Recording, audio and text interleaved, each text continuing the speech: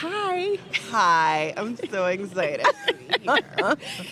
All right, so we're doing it, people. We are at the Workhuman conference. Jackie and I are here for the Inclusive AF podcast, and we have an awesome guest, Jackie. Jackie's not the awesome I guest. was about to say, I'm actually It's an not awesome guest. the guest. Yes. But we do have an awesome guest with us. Thank you. It's Meisha-ann's shoes. Oh. That's Oh, we The really shoes are gonna are talk the guest about star. that. Okay. the shoes okay. are the guests. All right, this is the Inclusive AF podcast. I'm Katie Van Horn. And I'm Jackie Clayton. Yeah, you are. Whoop. And we are in beautiful, overcast San Diego, California. No one can convince me it's sunny here ever because I've never seen it sunny here. And It's okay. See that. And we have a guest. Meisha-ann Martin is here with us. And Meisha-ann is, I don't even know where to start, honestly.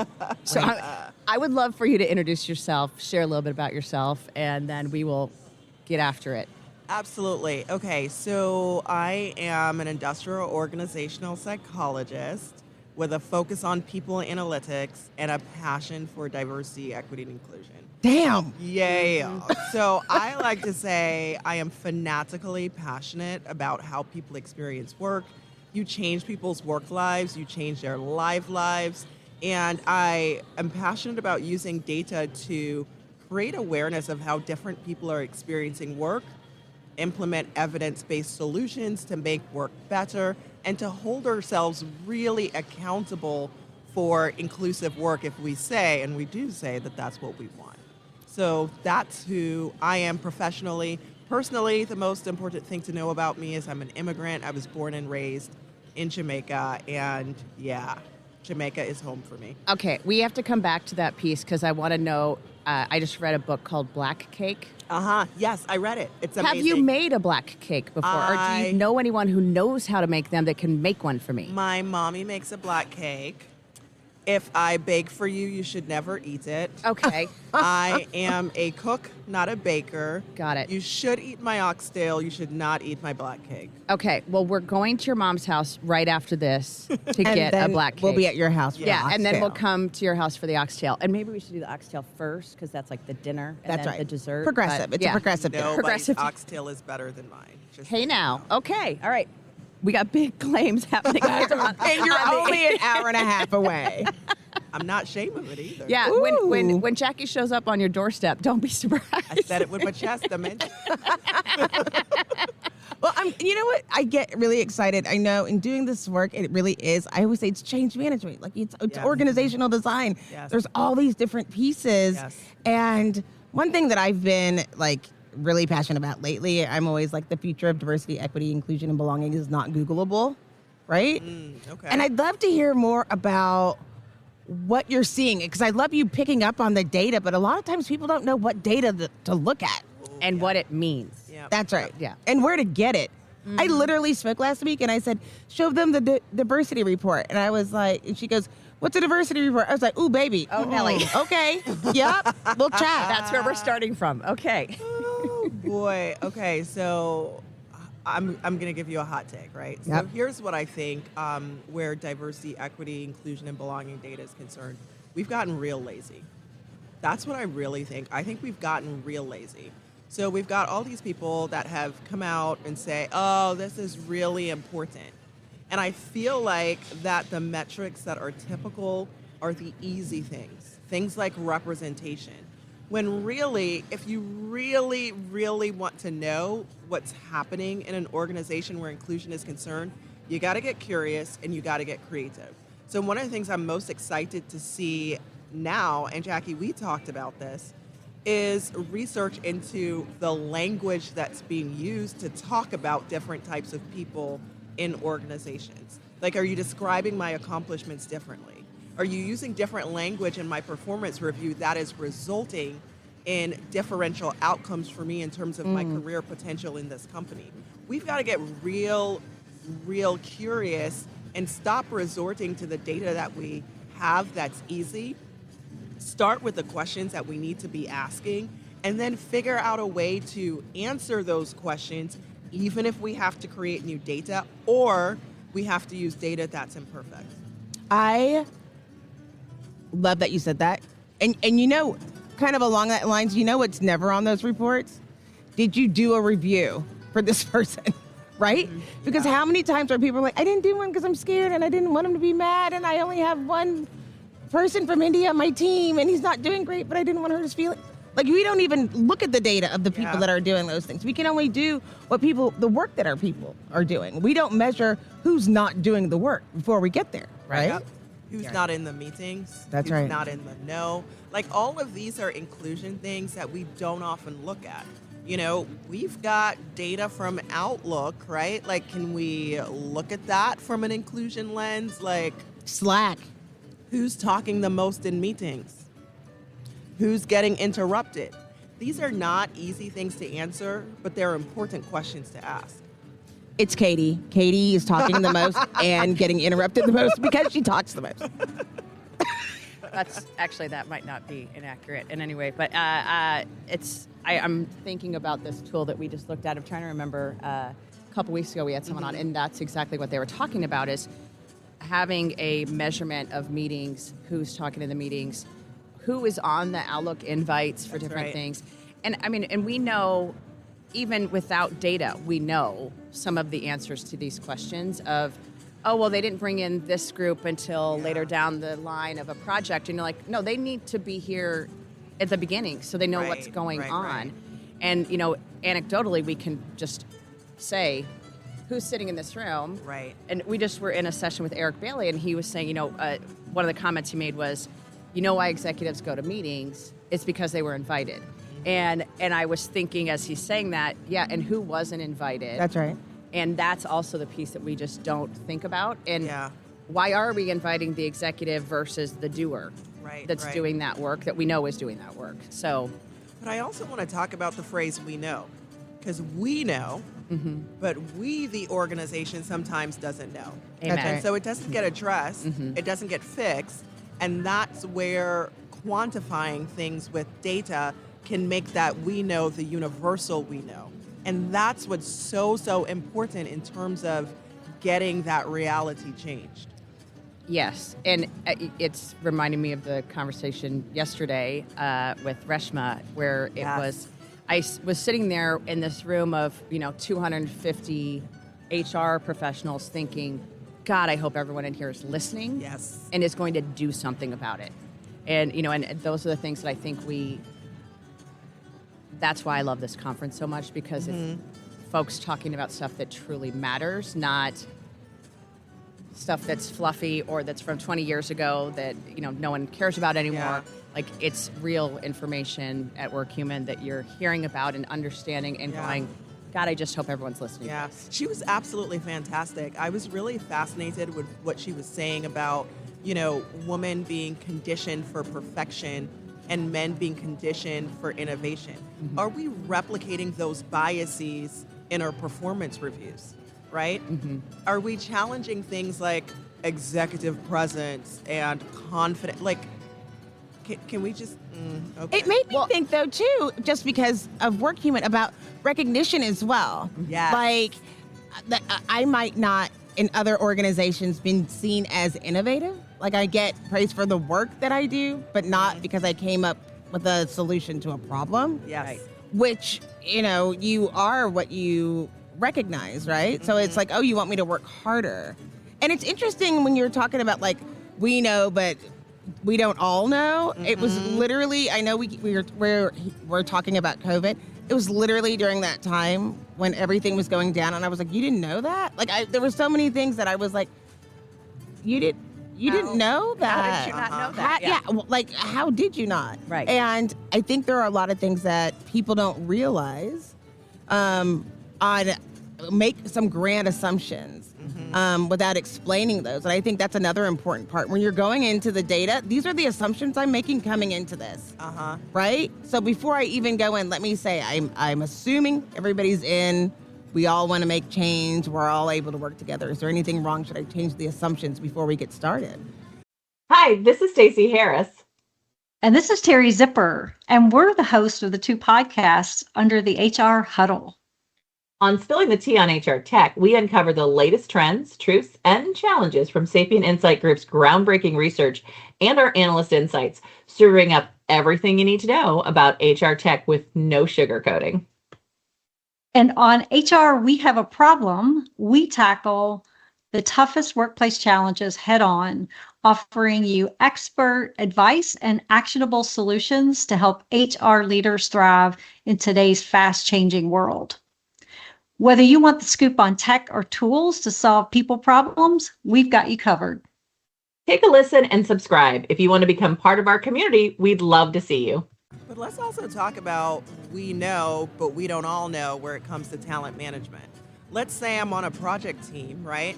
And I did something super innovative, and those people see it, but my manager, the That's person who's right. determining who, if I'm a high potential, never knows about this. I think recognition has such an important place in terms of making the accomplishments of different people visible. That social feed where you can see so-and-so did so-and-so, it has such huge implications for how we think about talent in organizations. Well, can I tell on myself? Yeah. So the other day, I got a alert reminder that I hadn't given recognition to a person in the last 2 months. Ooh. And I thought, well, they better see this because it's not me. It's like, well, then they're not doing a good job. Why you reminding me? Did you remind him? You know? And I was like, oh, Whoopsies. it's me. I'm the problem. It's me. I was like, wow, you know? But I feel like what you're saying is so true of doing that. And it's so important. Like, it doesn't take a lot. I mean, I remember I did a study a long time ago saying thank you could increase like tenureship at this one organization for 3 months. 3 months is a long time Yeah. just for saying thanks. Well, and that's something that I have actually put into trainings when I'm training leaders on how to like actually facilitate a performance or development discussion. Yep. Say thank you. Yes. Like, even if you're going to then follow it up with, here are some things that aren't going well, Yes. they still put in work. And I think that's part of it too, is just the acknowledgement of the work, the acknowledgement of some of the things that, hey, maybe as a leader I'm not seeing. Hey, I talked to your team members and here's what I heard, whatever it might be. And I think there's just a miss there that people don't just say thank you. Yeah. Yeah, we're talking a lot about invisibility right now. There are a lot of people giving their hearts and souls to organizations and feeling like, you know, their efforts, like not just their accomplishments, right, but their efforts are not acknowledged and invisible. And think about what that does to the soul of a person. Yes. Nobody sees this. I'm trying really hard. Nobody sees me. Yes, saying thank you is very important. And not just for going above and beyond, but I like to say, I'm a psychologist, right? Anytime you see a behavior that you want somebody to repeat, positively reinforce it by recognizing it. Yeah. It's basic human behavior. So not only do you get at the acknowledgement, right, and avoid invisibility, but now you're coaching somebody to be a better performer through the power of positive reinforcement. Absolutely. And I will call out that I think a lot of times when the folks that are working very hard and delivering on things, you know, unfortunately, a lot of times it's the folks that are underrepresented, that are Yes. historically marginalized, et cetera. And, you know, there's a lot of folks that can fall into that demographic and they just get stuff done and no one even knows it's getting done. And it's, you know, it's kind of like, you know, we talked about housework in a couple of the sessions that, you know, the caregiving and some of these things. When is the last time you went home to your partner and said thank you for whatever they have contributed Right. to the household or Right. whatever? And, you know, I think it carries into all facets of your life, positive reinforcement. How are you thanking them and acknowledging that unseen work and that stuff that just magically gets done that somehow Why fairies. everybody calling me out at this conference? Listen to me. Yeah, fairies coming Why is into everybody your calling me house. out? Yeah, We're inviting you to be your best self. yeah. I'm going to call Todd right now and make sure that you have acknowledged his You know what? You have a roommate real quick. I don't know who. I don't know which one. But somebody will be moving I was in. going to say, you could move in. I was like, wait, that's not a bad idea. You love coming to Arizona, so I think that would be perfect. So what are you working on now? What's coming up for you? I know. Oh my gosh. I'm okay. excited. So, speaking about making the invisible visible, the thing that I'm working on right now that I'm most excited about is the Black Men in Tech Partnership and Research. So we look at recognition data with an inclusion lens, and we started to realize that Black men and Black women were having very different experiences in organizations. And so we partnered with Black Men in Tech to laser focus on what it's like to be a Black man in organizations. And we found out some really important things in terms of, wow, organizations kind of need to know these things, need to know the things that are different in terms of priorities for us, how we think about our finances, the things that are happening to people, and then what are some of the things that you can do to make it better. So I'm really excited about the prospect of taking that persona and really shining a lens on it. We're doing a lot more of this of late. We just published our Evolution of Work report, where we're looking at other personas. So we're looking at, caregivers. We're looking at what do people want out of work based on their life stages, because I'm so tired of people talking about generations. I'm like, are we stereotyping though? Okay. So I had this hypothesis that, life stages may be related to what you want out of work. Right. And so, we started looking at that. So all of that I'm really excited about because, sometimes these individuals get lost in the sauce in organizations, and we're not spending the time to understand what they need and what their experiences are. The first thing that you just said, I just want to go back to and have you repeat the experiences of Black men in the workplace. Yes. Is not the same. That's right. As everyone else. That's right. And I think that's something that so many people go, oh, well, this was my experience, so that must be what everyone else's experience is. Yeah. And to be able to look at that data with that, kind of laser point to say, what are we doing? How is this working out for different groups? And I love the life stages as well, because I will tell you, I'm not the norm in a lot of ways. So, I don't have kids, I'm not married. And so Same. Yeah, but if you think about, and we know this, or I'm gonna say I know this to be true, I have a different stage in my life that I'm at than siblings, than friends, than some of these other folks. But I also know that I'm the favorite aunt, because when I die, my niece and nephews are gonna do very well in the whole situation. So it works out. But I think the life stages piece is just so critical versus, oh, they're over 40, so all they care about is their retirement, their 401k, their pension, whatever it might be. No. That's right. And do you think about money differently if you're an immigrant? That's right. Or if you're a member of a marginalized population and you have to reach back, right? There are all these things to consider as we're thinking about things like an inclusive wellness strategy, right? An inclusive experience strategy. So I'm really excited to be delving deeper into these personas that, again, sometimes get lost in the sauce. Well, and also, I think what isn't talked about enough is there's trauma. There is work trauma from your first job moving forward that's going into all of these organizations and all these things. There is generational trauma. There's historic family trauma just from being there because of what's going on within your family. And then they teach us to hate us. And then you have to pull yourself out of that. And we don't talk about how I'm coming in.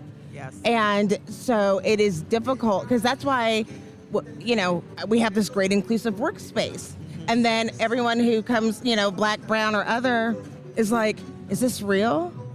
And they're like, you're treating me like everybody else, and this feels weird.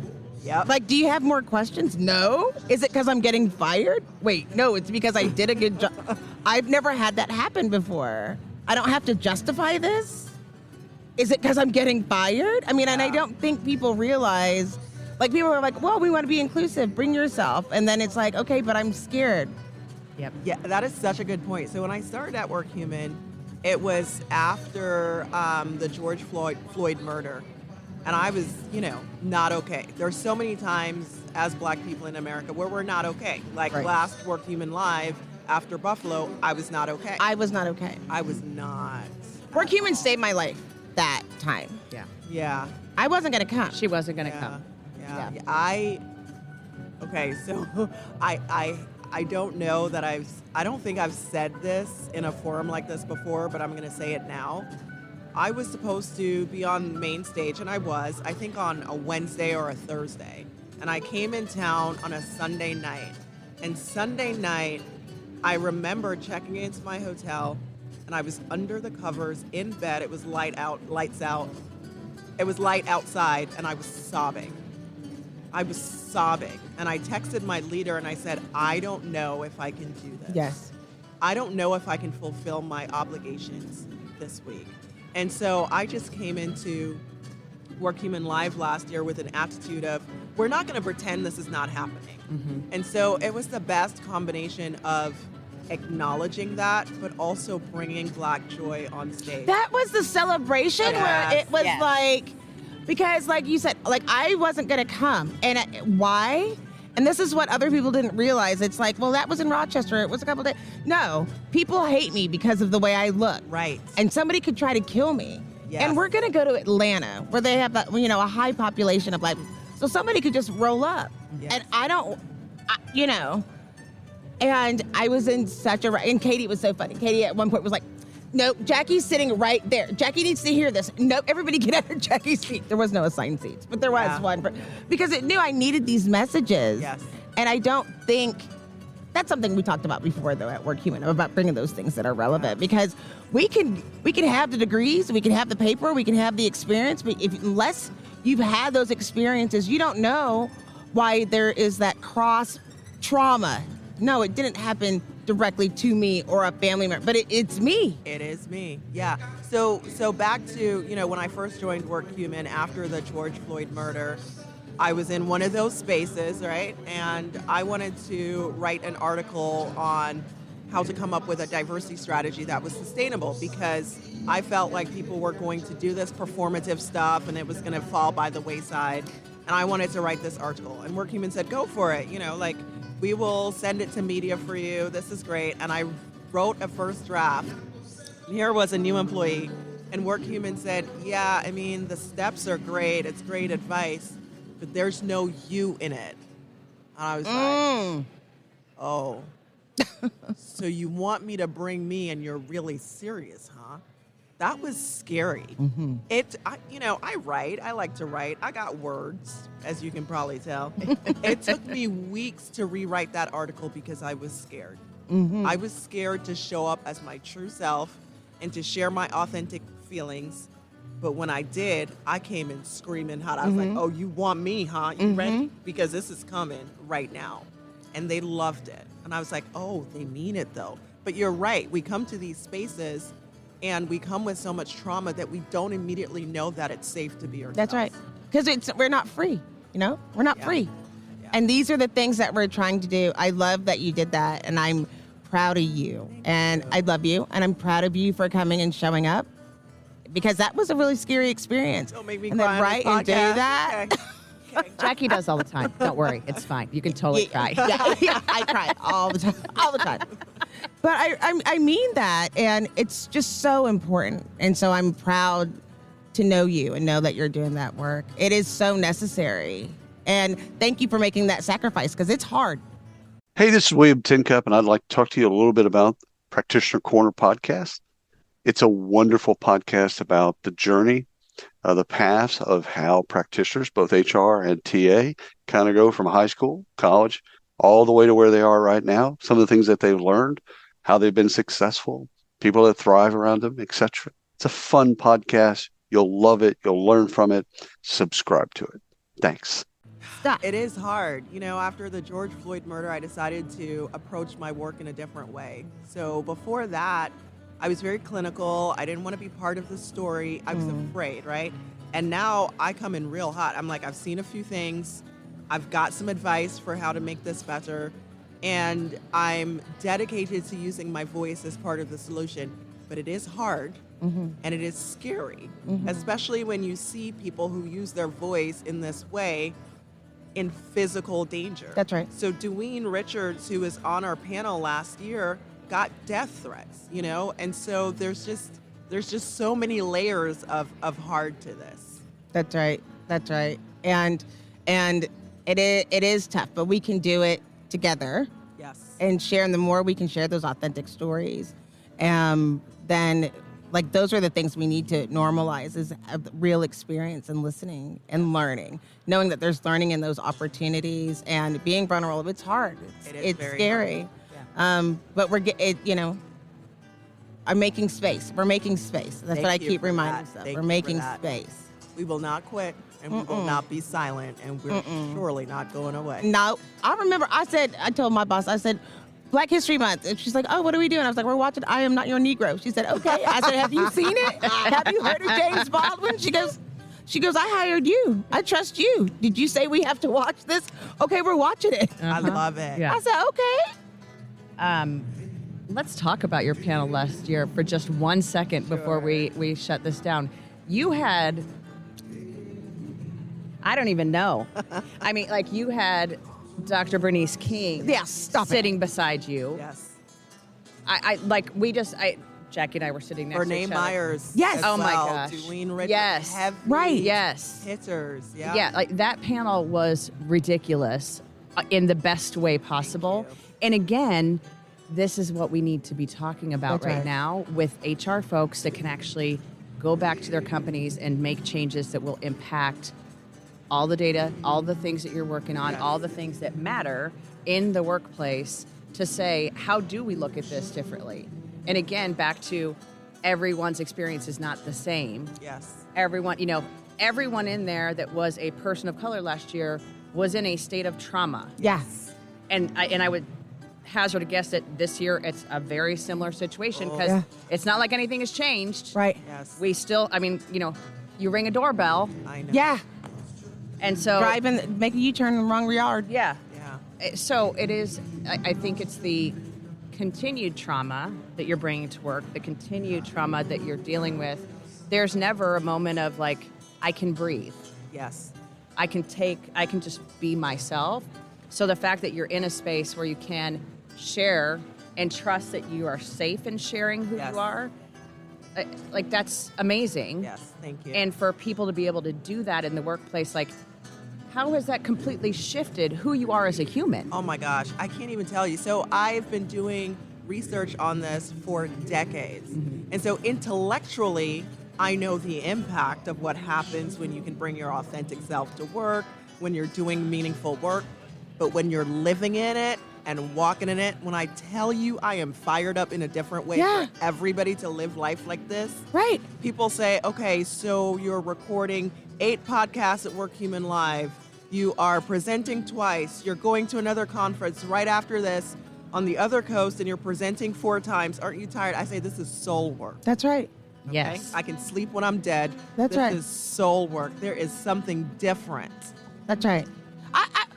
I've been talking about it. The doctor was like, oh, you have less stress. I said, I just bought a house. My kids moved. What are you talking about? I mean, and I'm like, wow. You don't realize putting these things, it's so important, the message, because you're changing the life and future generations of That's not right. passing on that trauma. That's right. And I did a podcast a while back with a man called Dr. Dan Tamasulo, and he specializes in happiness. And one of the things he talks about is agency. So when all these things are happening around us that we can't control, like Buffalo, like the 16-year-old who's fighting for his life because he rang the wrong doorbell. One of the things that helps us cope is when we're doing things that make a difference. That's right. how I cope. So I am blessed and honored to be doing this work. Well, thank you for making a difference. Thank you. Thank you for letting me talk about Yes. this. No, thank you very much for taking the time. And the authenticity that you bring, we appreciate. Just the ability to share and sharing. And, Jackie and I have known each other for years now. And even being able to be in her emotions at work and being able to, good and bad, share those things with her boss. And, you mentioned, being in your hotel room, not able to cope and having to just say, I need a minute. Yes. Like those are things that are just so important, and the fact that you're in spaces that you can do that is huge. Yes. Okay, we have to shut it down. It's hard, right? Yeah. Because I think we could sit here for about 6 more hours, but then Yep. we would miss True. the rest of the speakers, That's and right. then we'd get into trouble by Jenna also. Big. Big. So, the important thing is we need to keep on Jenna's good side. So we're going to have to shut it down. Thank you for coming on. you. And we will be reaching out to schedule the next episode that we will be recording with you because I want to dig in deeper on this research. Thank you so much. This is Katie Van Horn. And this is Jackie Clayton. Bye.